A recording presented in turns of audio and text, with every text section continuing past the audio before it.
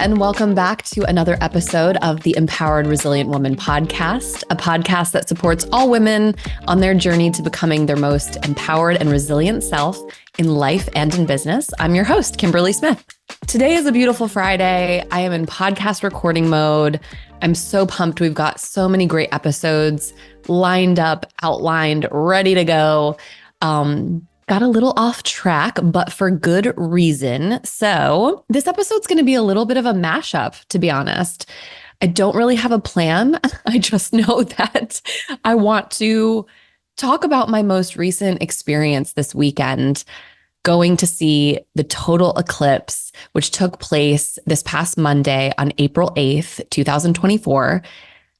And share that with you because it was just such an amazing experience. And it's definitely changed me on a cellular level. I know that might sound a little out there, and probably this whole episode is going to be a little out there. So definitely, get ready. But, first and foremost, my brother came into town, hadn't seen him in probably a year and a half. And it was just amazing, right? This weekend, I really was able to be present and witness divine timing in action. So, whenever we have big plans, right? Whether it's a big life event or a party celebration or anything, right? Like our mind automatically goes to negative scenarios. We're trying to outsmart whatever could go wrong. And the fact is that we just can't do that. We just can't foresee everything. We are limited by our human qualities. And, it's easy to just get overwhelmed and actually focus on all the wrong stuff and then end up manifesting the wrong stuff, right? Because we're expecting it. We're expecting the worst. So it becomes this like self-fulfilling prophecy, so to speak. And this weekend was different. This weekend, I felt very calm. I don't know why. Usually, I get pretty anxious when people are coming to visit just because I do. My brain works in the same way, right? I think about the traffic that I'm going to hit in Houston and the timing of picking up from the airport. And am I going to be able to find them at the airport? Is it going to be stressful for me? Is it going to be stressful for them?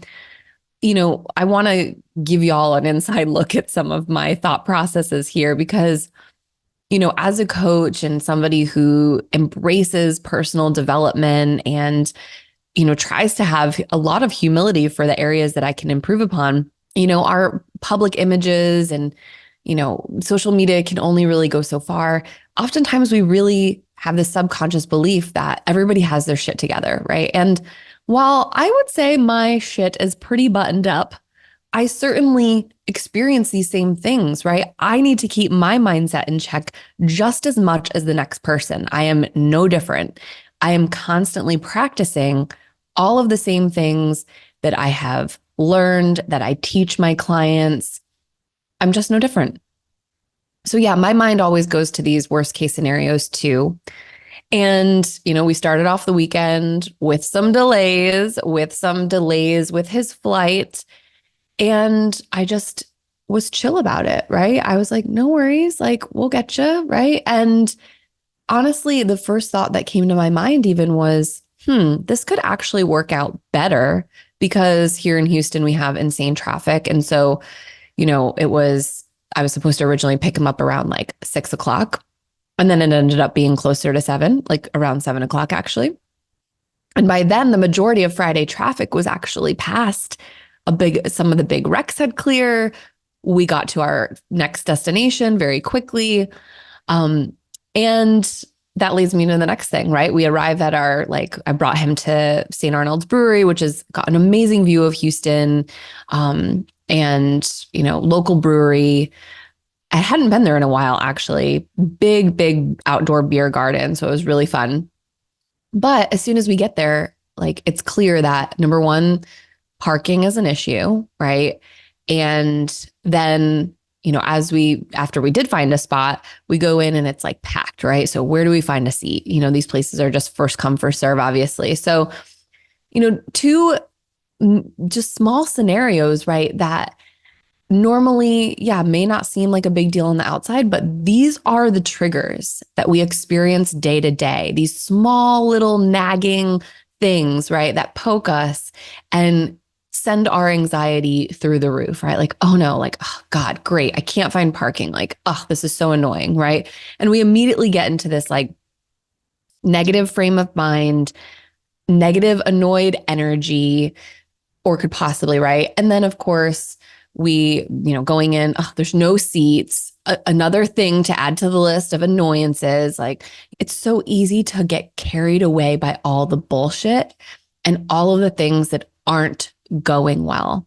One of the easiest mindset strategies available to all of us for free is the ability to notice when things are going well, when things are working out in our favor. I don't think a lot of people spend time noticing those things.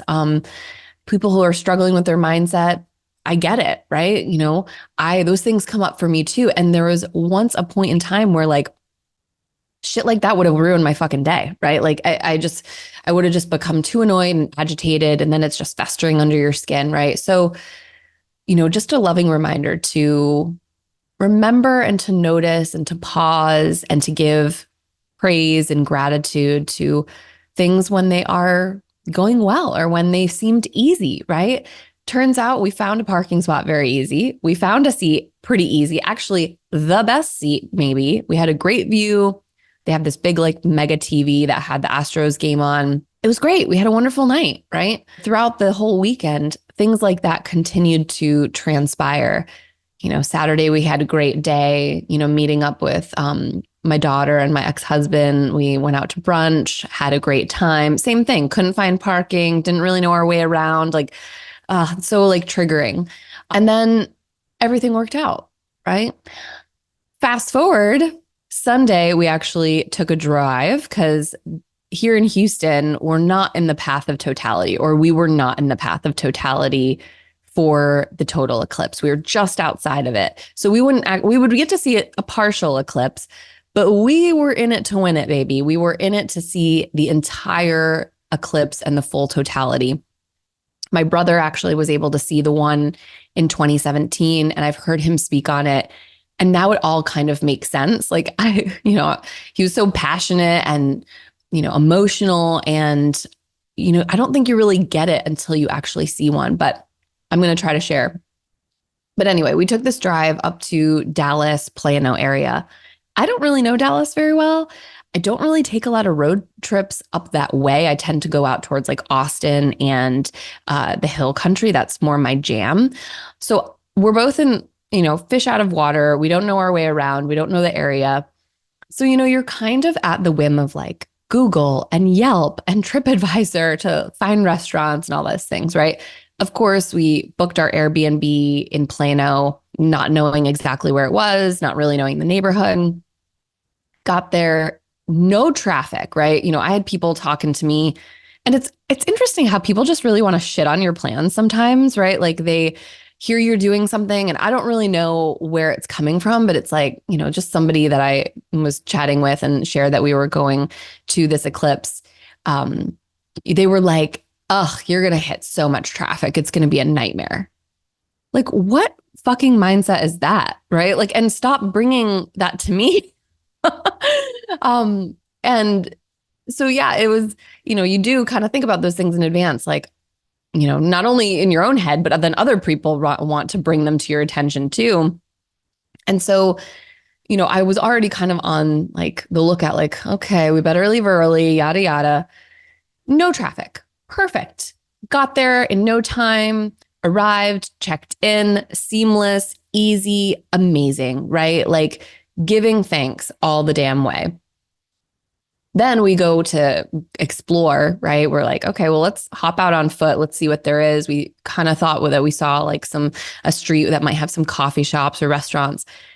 The best street, we were 2 blocks away from amazing dining, shopping, coffee shops. We ended up just strolling around, having a great time. The weather was pristine. I mean, for, any place in Texas this time of year, it's just glorious spring weather, like mid 70s, low 80s, no humidity, light breeze, a total fucking dream, right? So we enjoyed the day, had a great meal. I mean, we were just in awe of how amazing.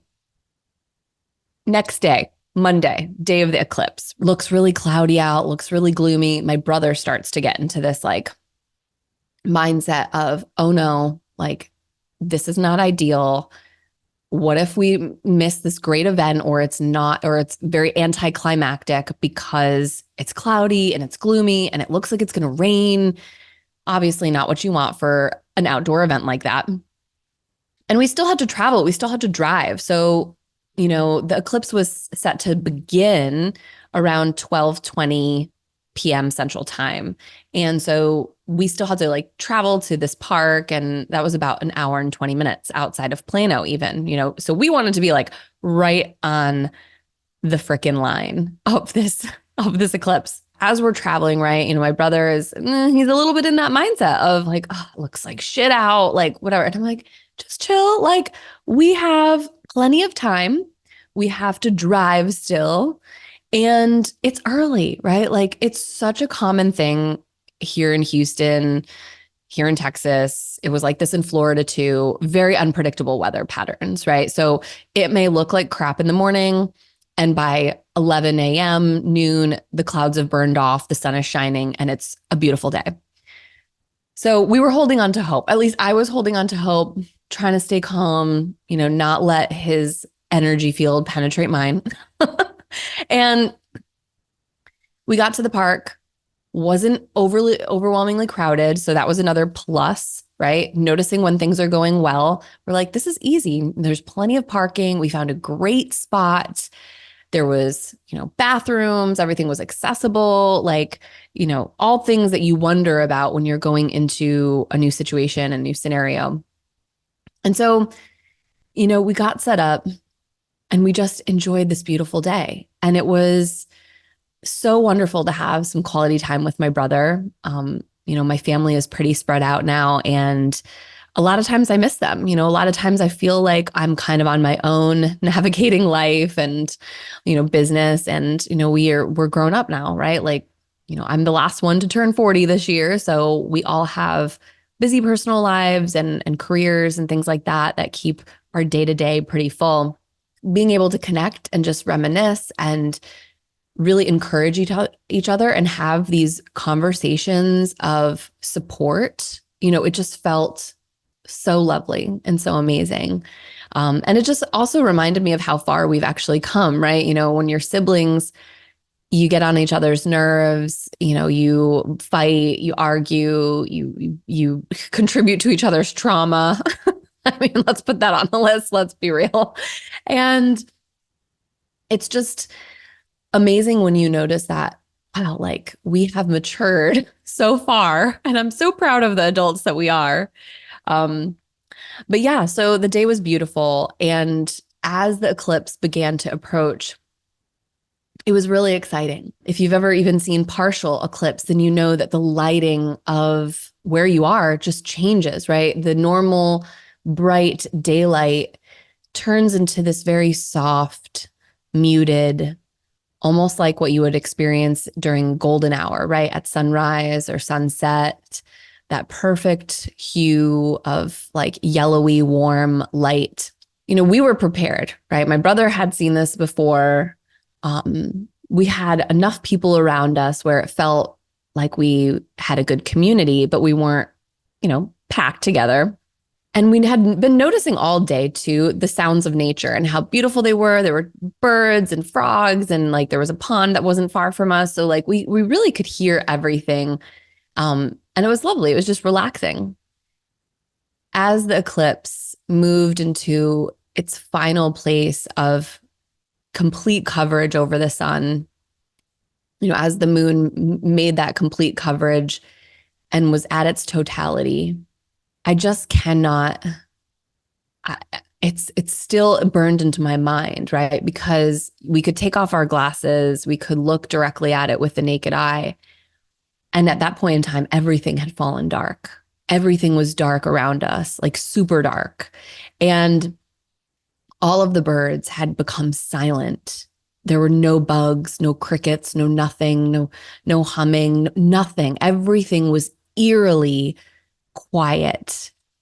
And you heard everybody just in that moment, like take a breath. Like there was a few seconds maybe of complete silence before everybody just erupted in like, wow, like these cheers and yells. And like, it was like a great fucking day to be alive. All right. Like, it felt so surreal. It felt like, number one, a huge reminder that we are smaller than we imagine, that there is so much out there, that the universe is so vast, and that we are so not in control of everything, right? We're in control of some things, but all of the things that happen in the cosmos that are so many things orchestrated by the divine, they are not ours, right? And it's actually such a beautiful relief too. So in this moment, there were so many emotions. There was awe, there was wonder, joy, contentment, breathlessness, just fear even. There was a little bit of fear, I gotta say, because you've never seen something like this until you've seen it. And your brain almost can't even comprehend what's happening because the moon is over the sun and it's fucking dark out during daytime. And like none of that's supposed to be happening in the way that our brains have been shaped and molded. Everything seems backwards. And it kind of felt like the world was ending in a moment. But then at the same time of feeling this fear and this anxiety rise to the surface, it was like something sucked that out and replaced it with love and promise for more good, right? And you couldn't look away from this. I have never seen something so incredibly beautiful, it being dark and this extremely bright, white, glimmering, shimmering ring, right? That shows you where the moon is. And you could almost, from our vantage point at least, your depth perception was so much better, because oftentimes we're looking at things like the sun and the moon. Well, we don't look at the sun, but we look at the moon, right? We can't see anything about the sun. We shouldn't. But the moon, most of the time when we look at it at night, it's flat, right? Like it looks very 2D. Having it over the sun, you had some depth perception, and maybe it was the cloud, some of the little thin clouds that kept passing by. But it was this shimmering, glowing, incredible thing that, was a powerful reminder of our humanity, and that, we have purpose, regardless of whether you know completely what that looks like for yourself. We're not here by accident, right? Like these eclipses happen regularly. And, since the beginning of time, right, there's records of different cultures and really showing up for these events, right? And marking them and tracking them. And it's like, how can we deny how big that is, right? And yeah, maybe they're meant to be these reminders where we reset, where we come back to ourselves, where we come back to knowing that there is a divine purpose for everything. And if something like this can happen, where people all over, and that's another thing that I love about this whole event is that, of course, the path of totality stretched from New York to Texas, right? It went right across the United States. And that's not going to happen for another 20 something years, right? Until I think it's 2045. And maybe what we were feeling, and just hear me out, maybe what we were feeling in this moment, all of these emotions, was the collective energetic emotions of all of the people who were watching this across the country. It moved me to tears. It moved my brother to tears. You could hear other people sobbing and just, again, screaming out in joy that, wow, like this is divine perfection right here, right? We don't know how to create it, but we're watching it. We are watching it right now. So yeah, it was it was life-changing. It was spiritual. It was emotional. My brain has been drifting back into those moments and feeling the rise of those emotions. And it's incredibly beautiful. It's a moment that I will forever cherish because it's so rare. It's a moment that I'll cherish because I got to witness it with my brother, which is so special. And it makes me want to see more, right? It has made me more motivated even to keep going on my path and to keep moving towards my goals, because that in itself is a demonstration of infinity, right? And the fact that possibilities are endless. And, if the moon can align with the sun and create something so beautiful, then what happens when we align ourselves with our most authentic inner soul, right? Who we were sent here to be. That is the same magic that transpires when you start listening to yourself, when you show up in the ways that allow you to be proud of who you are, when you admit to yourself what's working, what's not, and you make those intentional moves to be the person you were meant to be, right? Not the person you've been conditioned to be, but the person that you know on a soul level you are here to be, and all the things that you're going to do, while you are in that highest version of yourself, right? That is self-actualization, right? Maybe this is what these eclipses are, is just like this visual demonstration of how we actually need to approach life. And what we need to do in order to experience all the joy and ecstasy that is available to us. So yeah, will I be planning to see the one in 2045? 100% yes. 100% yes. Am I feeling rejuvenated, excited for what's to come, blessed beyond measure? Absolutely. Was this weekend a great opportunity to notice when things are going well, when God and when the divine are, behind me, right? Pushing me along.